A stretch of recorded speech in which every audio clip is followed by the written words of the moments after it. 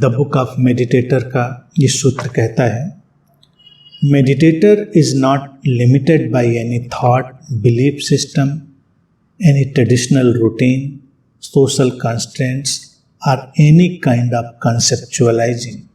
He sees limiting nature of these and goes beyond them to realize his limitlessness. अर्थात सूत्र कहता है, meditator जो है, जो ध्यानी है, वो अपने विचार की सीमाओं में नहीं बंद है, जो विश्वास के ढांचे हैं उनमें नहीं बंद है, पारंपरिक जो व्यवस्थाएं हैं वो सामाजिक बंधन हैं और किसी भी तरह की जो धारणाएं हैं वो उनमें बंद नहीं है, सीमित नहीं है। वो इन सारी बातों के सीमित स्वभाव को देखता है, पहचानता है और इसीलिए उनसे परे चला जाता है और अपनी सीमाहीनता को, अपनी असीमित सत्ता को जानता है। ध्यानी का उद्देश्य क्या है? अपनी असीमित सत्ता को जानना, अपने असीमित स्वरूप को जान लेना। सीमाओं में खड़ा हुआ है खोजी, सीमाओं से परे जाकर असीम हो जाना, यही उपलब्धि है, यही लक्ष्य है। अपने अंतर्निहित स्वरूप में, अपने मूल स्वरूप में हम वो असीमित सत्ता ही है। उस असीमित के बीच में कुछ सीमाएं घटती हैं जो काम चलाऊ उपयोगी हैं। जैसे शरीर मन की सीमा आ गई, लेकिन शरीर मन की सीमा में हम सीमित नहीं हैं। हमारा असीमित स्वरूप इस शरीर मन की सीमा का उपयोग करता है, इतनी सी बात है। तो ध्यानी तो असीमित होने के लिए ही आगे बढ़ रहा है। सीमाओं से उसका कोई मोह होना व्यर्थ ही है, लेकिन सीमाओं के उपयोग को वो जानता है। वो विचार को देखता है, विचार का उपयोग करता है, लेकिन विचार की सीमा में नहीं उलझता। परंपराएं हैं, उनके अपने ढंग ढांचे हैं, सामाजिक बंधन हैं, धारणाएं हैं तरह तरह की, बहुत कुछ है जो जीवन में अनेक अनेक रूप में सीमाएं खींचता है।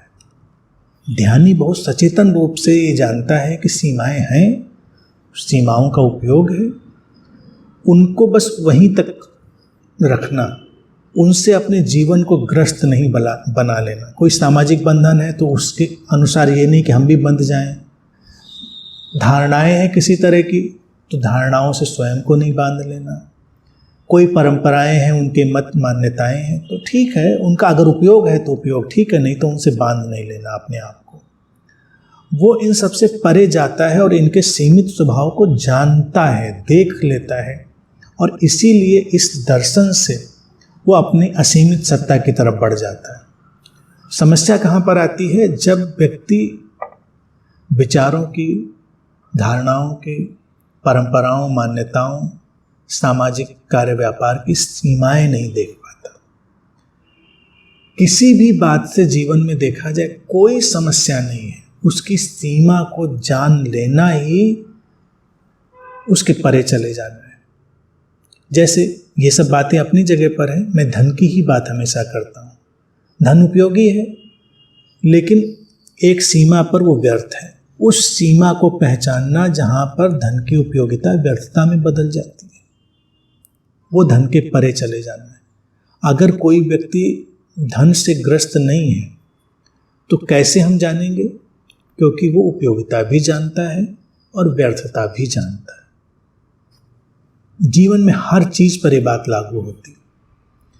कोई धन को छोड़कर आगे खड़ा हो जाए तो ऐसा नहीं कि वो धन से मुक्त हो गया। कोई सामाजिक बंधनों को छोड़कर खड़ा हो जाए तो ऐसा नहीं कि वो सामाजिक बंधनों से मुक्त हो गया। लोग धारणाएं भी छोड़ते हैं, जो कंसेप्चुअलाइजिंग है, धारणाओं की प्रक्रिया। एक धारणा छोड़ते हैं, दूसरी धारणा पकड़ लेते हैं, लेकिन धारणाओं की व्यर्थता को वो नहीं जान पाते। और व्यर्थता को जानने के लिए आवश्यक है हम उपयोगिता और व्यर्थता के संतुलन को जानें। उपयोगिता का जो सीमांत है, जो सीमा का समापन है, वहीं से व्यर्थता दिख जाती है। तो जीवन की हर चीज पर यह बात लागू है। विचार है, विचार की उपयोगिता है, लेकिन एक सीमा पर विचार की उपयोगिता नहीं है, तब हम अपने अंतर जगत में, अपने चैतन्य में डूबते हैं, अपने होने में, जहाँ विचार की कोई ज़रूरत नहीं है। तो ये सब बातों को देख लेना, ध्यानी इसीलिए बहुत ही शार्प, बड़ा ही तीव्र प्रखर व्यक्ति होता है। ध्यानी कोई मंद व्यक्ति नहीं है, कोई मिट्टी का लोंदा नहीं है। इसको कहते हैं ना गोबर गणेश, गोबर का बनाया हुआ गणेश, कोई पता ही नहीं चल रहा क्या है क्या नहीं है, वो बस कहीं खोया हुआ पड़ा हुआ है। ध्यानी बहुत सतर्क, बहुत ही जीवंत, बहुत ही अलाइव एक घटना है। वो चीज़ों को देखता है, उनकी सीमाओं को पहचान लेता है, और ये पहचान ही उसको उसके असीमित अस्तित्व की तरफ मोड़ देती है। तो ये ध्यानी का होना है, बहुत ही तीव्र, प्रखर, प्रतिभाशाली और अपने असीमित स्वरूप में निरंतर जीने वाला। ये जीवन शैली ध्यान के जो सूत्र हैं बुक ऑफ मेडिटेटर के, वो लेकर आते हैं। अनेक अनेक सूत्र, अनेक अनेक छोटी बड़ी बातें हमारे सामने रखते हैं। इनको पहचान लेना और मूलतः सार रूप में अपने असीमित स्वरूप में जीना, इस उद्देश्य को कभी नहीं भूलना।